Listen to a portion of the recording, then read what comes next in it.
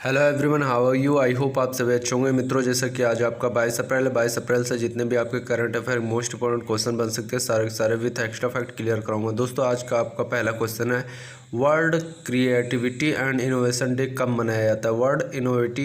World creativity एवं innovation day कब मनाया जाता है। तो इसका राइट आंसर हो जाएगा आपका मित्रों 21 अप्रैल को world creativity and innovation day के रूप में मनाया जाता है। देखिए, क्रिएटिविटी का मतलब समझ में आ रहा होगा कि रचनात्मक।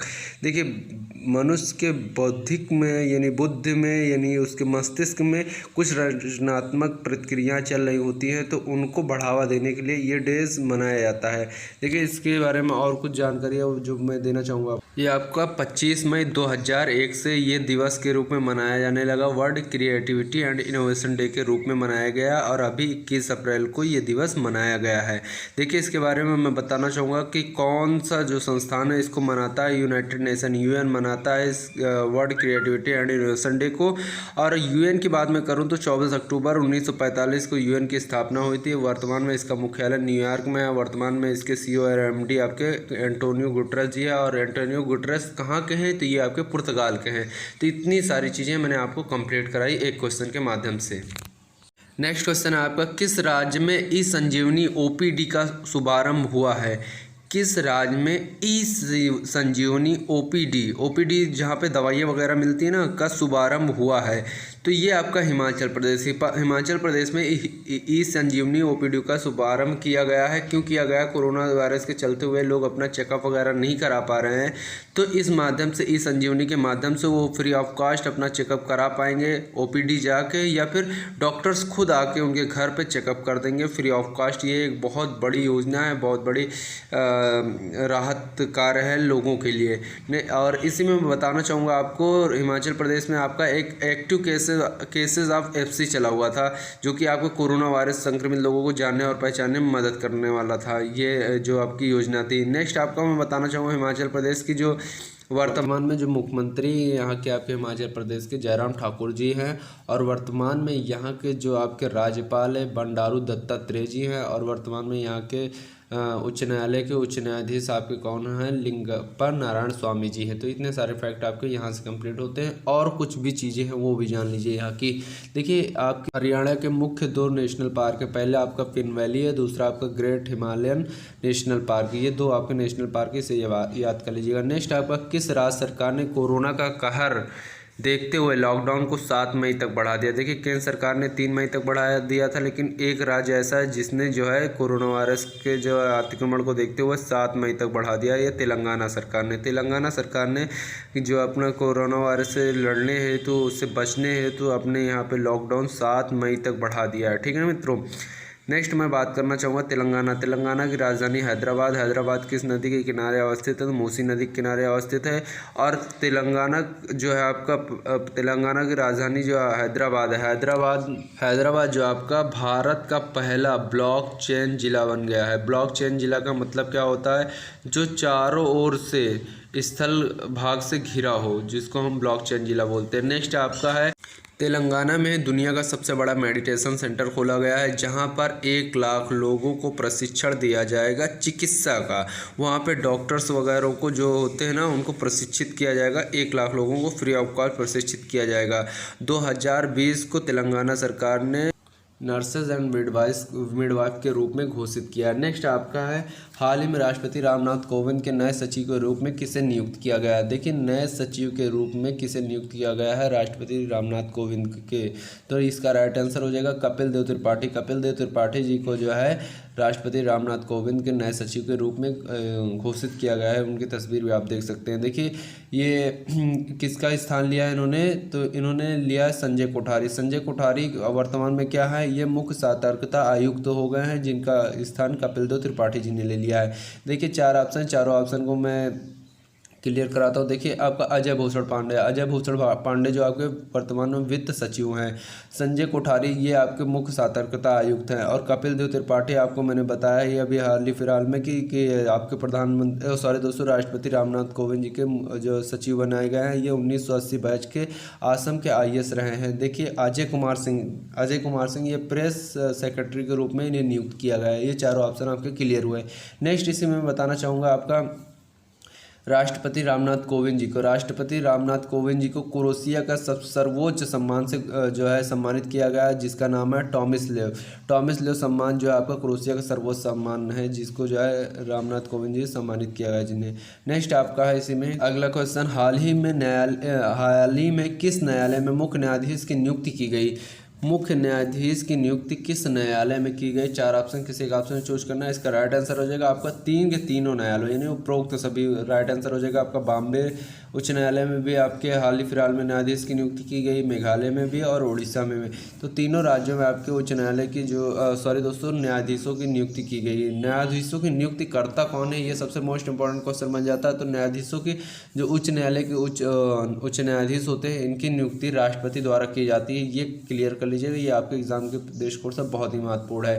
तो यही तीनों व्यक्ति हैं जिनका जो अभी हाल ही फिलहाल में नियुक्ति किया गया है उच्च न्यायालय में। ठीक है मित्रों, राइट आंसर आपका पहले बॉम्बे में किस न्यायाधीश की नियुक्ति की गई? तो दीपकर दत्त जी की जो है नियुक्ति की गई है आपके बॉम्बे उच्च न्यायालय। मेघालय उच्च न्यायालय में विश्वनाथ जी की नियुक्ति की गई, और आपकी उड़ीसा उच्च न्यायालय में आपके मोहम्मद रफ़ीक जी की नियुक्ति की गई है। नेक्स्ट क्वेश्चन आपका है, हाल ही में बैंक ने अपने ग्राहकों के लिए वॉइस बैंकिंग सेवा लॉन्च की है, यानी आवाज़ वाली कोई सुविधा लॉन्च किया गया है। किस बैंक के द्वारा लॉन्च किया गया? ICICI बैंक के द्वारा इसने वॉइस बैंकिंग स्टार्ट की है। देखिए, जो लोग थोड़े से पढ़े लिखे कम होते हैं या फिर इसके बैंक की तीव्रता यानी गति को तेज़ करने के लिए वॉइस बैंकिंग, यानी आप अपने बैंक ICICI बैंक से संबंधित किसी भी जानकारी को वॉइस के माध्यम से जान सकते हैं अपने मोबाइल पे ही। देखिए, ICICI बैंक की स्थापना 1994 में हुई थी। इसका मुख्यालय आपका मुंबई में। वर्तमान में इसके CEO और MD जो आपके संदीप बख्शी जी हैं। तो इतने मोस्ट इंपॉर्टेंट फैक्ट आपके मैंने क्लियर कराया जो आपकी परीक्षा के दृष्टिकोण से बहुत ही महत्वपूर्ण हो सकते हैं। अधिकांश ICICI बैंक का जो CEO और MD पूछ लिया जाता है। नेक्स्ट आपका है, हाल ही में BMW इंडिया के नए अध्यक्ष एवं CEO का निधन हो गया है। इनका नाम क्या था?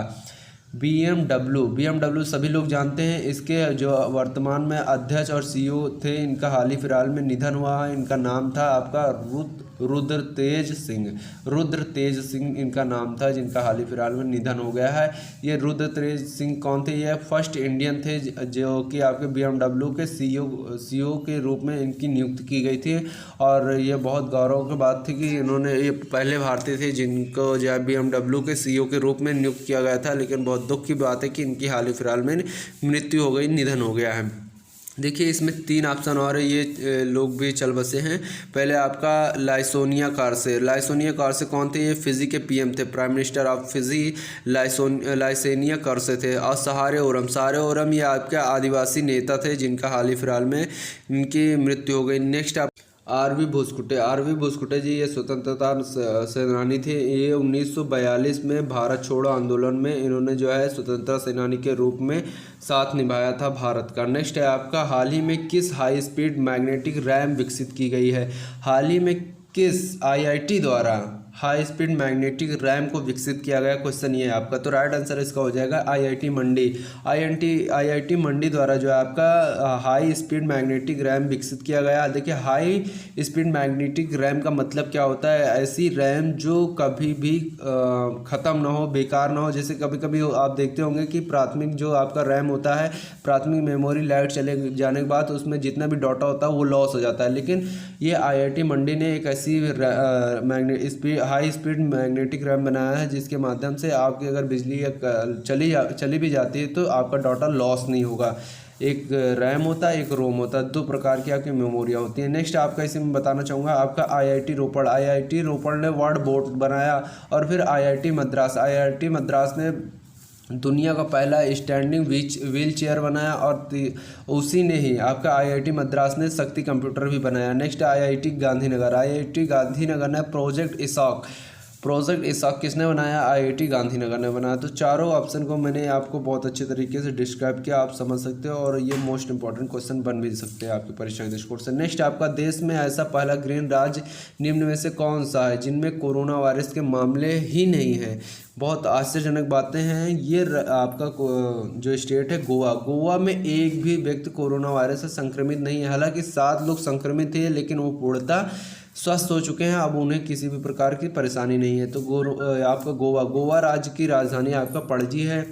और पणजी किस नदी के किनारे अवस्थित है? यह मांडवी नदी के किनारे आपकी पणजी अवस्थित है। और मैं बात करूँगा यहाँ के जो वर्तमान में कौन राज्यपाल है, सत्यपाल मलिक जी हैं। नेक्स्ट आपका केंद्र सरकार में स्थिति का आकलन करने और कोविड-19 के प्रभावी ढंग से रोकथाम के लिए कितने अंतर मंत्रालयीय टीमों का गठन किया गया? तो 6 टीमों का गठन किया गया है। किसके लिए किया गया है? कोविड-19 के प्रभावी ढंग से रोकथाम के लिए जो आपके अंतर मंत्रालयीय टीमों का गठन किया है। नेक्स्ट कल का जो क्वेश्चन था उसका जवाब है, हाल ही में दिल्ली सरकार ने कौन सा नया मोबाइल ऐप लॉन्च किया था?